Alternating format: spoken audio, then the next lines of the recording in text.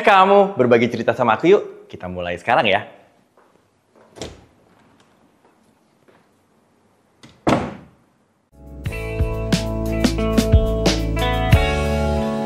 Jadi intinya jangan cari masalah gitu. Apa kabar? Semoga teman-teman yang lagi nonton ini sehat semua, happy semua. Kalau lagi nggak happy, mudah-mudahan nonton ini bisa jadi terhibur. Karena topik monolog aku kali ini menurut aku adalah sesuatu yang sebaiknya minimal kamu rasakan sekali seumur hidup. Harus cobain. Rasanya menarik, rindunya membeludak. Inilah punya pasangan yang dicintai tapi kok jauh. Ada yang bisa tebak nggak? Kita mau bahas apa? Betul, kita akan bahas LDR alias Long Distance Relationship. Nah, di sini ada nggak pejuang-pejuang LDR atau ada yang udah alumni, ada yang masih menjalani nih para pejuang-pejuang, atau that's a big no-no karena udah lulus dan kayaknya nggak mau lagi. Ayo coba cerita di kolom komentar. Nah, kalau aku sendiri, aku pernah LDR saat itu, dimana saat itu belum ada tuh yang namanya video call dan segala macam. Jadi agak-agak meraba-raba kayak bagaimana, ada deg-degan sersernya, ada inse-insenya juga. Tapi akhirnya bisa sih waktu itu. Lumayan ya, 6 bulan, karena buat aku lumayan tuh, 6 bulan tuh kayaknya oke banget ya. Nah jadi gak tahu kenapa menurut aku LDR zaman dulu dan zaman sekarang tingkat kesulitannya pasti beda ya. Intinya adalah bagaimana kita bisa membuat atau membangun komunikasi. Kalau zaman dulu tuh gadget belum umum dimiliki semua orang. Nah, yang nggak punya biasanya larinya ke warnet. Saling rindu di warnet. Chat pakai waktu itu ada YM atau Yahoo Messenger. Canggih banget pokoknya. Nah, kemudian ada Skype. Nah, ini udah mulai canggih ya karena bisa video call. Kemudian juga bisa langsung lihat seseorang yang kita rindukan. Ada nggak yang kayak begitu? Nah, kalau sekarang kan kita kayaknya effortless banget. Video call itu udah umum banget. Bisa hari-hari, aduh kangen nih, kamu ngapain sih? Atau misalnya, kok perasaan ini gak enak, dia lagi ngapain ya? Video call gitu ya. Sampai sekarang berbagai macam sosmed. Kayak misalnya Instagram aja udah bisa video call, ya kan?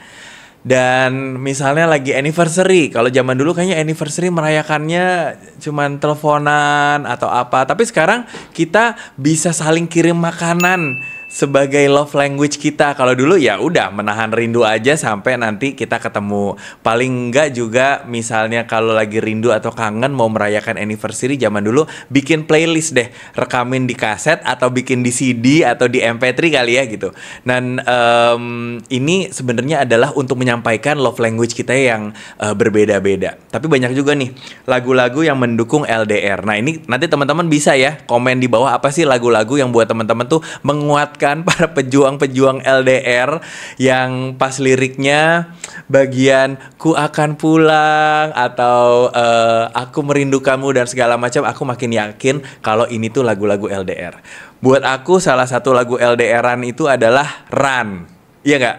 Nah, untuk para pejuang-pejuang LDR ini tuh mungkin adalah himne himne lagu-lagu untuk LDR ya. Lagunya Run yang dering teleponku membuatku tersenyum di pagi hari gitu. Jadi tiap pagi kayaknya terasa berbunga-bunga kalau ditelepon sama kamu yang lagi jauh. Jadi buat aku sih kayaknya komunikasi adalah kunci untuk setiap hubungan, apalagi kalau kita LDRan. Komunikasi itu yang pasti ya, jarak 1 kilometer aja komunikasi adalah hal yang penting. Apalagi jauh, apalagi beda kota, beda pulau, beda provinsi, beda negara. Wah, ini kayaknya memang effortnya harus lebih-lebih banget ya.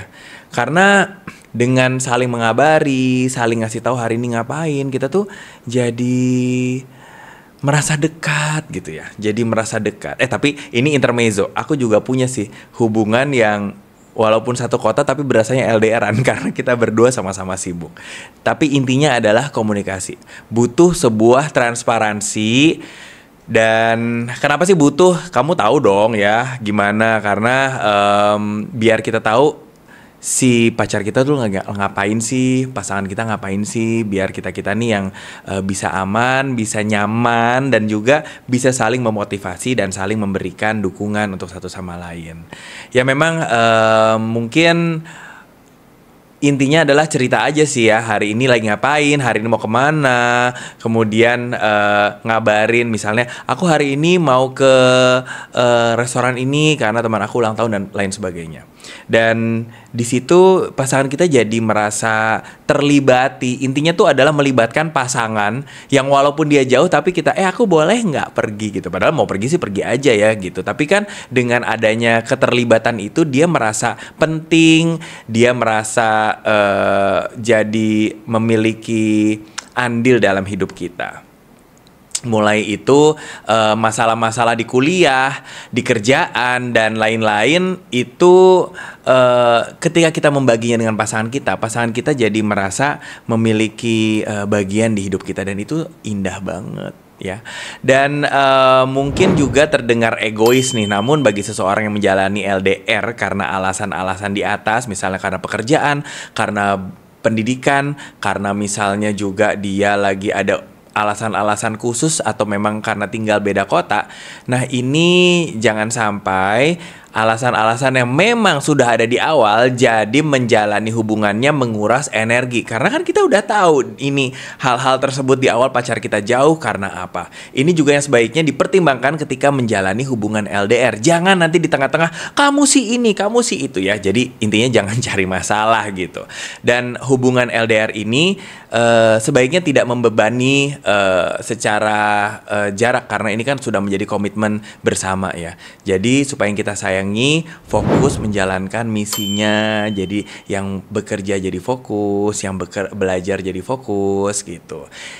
Dan masalah LDR ini menjadi satu hal yang sangat banyak sekarang dijalanin oleh teman-teman semua. Jadi buat teman-teman yang punya saran, bagaimana sih sebaiknya kalau lagi LDRan, apa yang harus dihindari, apa yang harusnya dilakukan, silakan dibagi di bawah. Kita akan bertemu di monolog selanjutnya dengan cerita-cerita yang akan lebih relate lagi buat teman-teman semua. Kita bakalan lihat komentar-komentar kamu di kolom komentar untuk bahas lebih dalam lagi mengenai LDR ini. Jangan lupa like dan subscribe.